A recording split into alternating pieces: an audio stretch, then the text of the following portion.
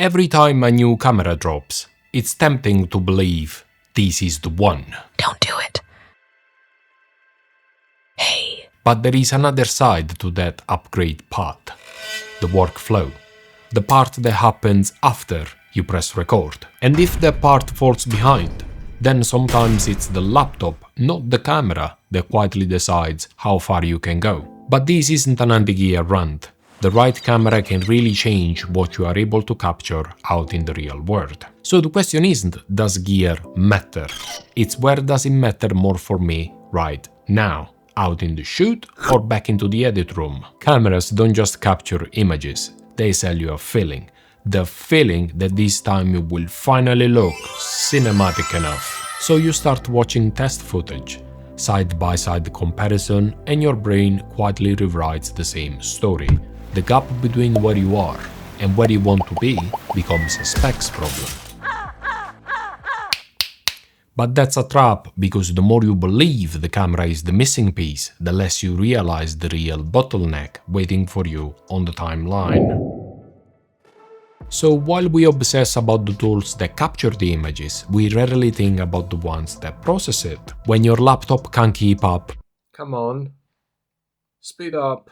Every creative idea slows down with it, and the whole project starts to feel heavier than it should. Modern day cameras are incredible, and that's why this matters. You don't even need the latest model. Something from 2021 or 2022 can still deliver insane results. We have actually hit a point of diminishing return with image quality, but we are just hitting the golden age of processing power. So what really defines the experience now isn't just what you shoot with, but how smoothly you can bring the footage back to life afterwards. Upgrading your laptop doesn't make your work look better instantly, but what that does is making the creative process feel effortless. Playback is smooth, timelines respond, exports don't scare you anymore, so you spend less time waiting and more time finishing things. So which upgrade matters most? The camera that lets you capture your vision, or the laptop that lets you complete it? One is the instrument, another one is the studio. If your camera outspaces your laptop, you'll always feel stuck halfway through. But if your laptop outspaces your camera, you'll always be ready when inspiration strikes. If you have realized the real bottleneck is the machine, let's talk about Macs, because this is what I use, and with the recent M5 announcement making waves, it's the perfect time to look at this landscape. If you are mainly doing photo editing or light video work, short edits, 1080p or a simple 4K, a MacBook Air with the M chip is still more than enough. The big thing to focus on is memory.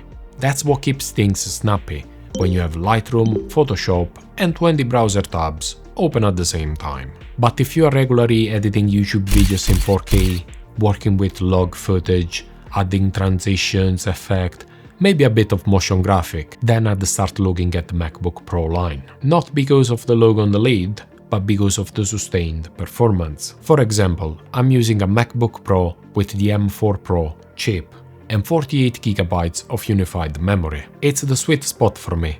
It's a high-tier setup that handles professional 4K timelines without breaking a sweat. And don't overlook your screen.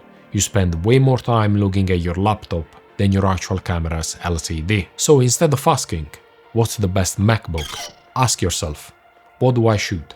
How complex are my edits? Where am I actually losing time right now?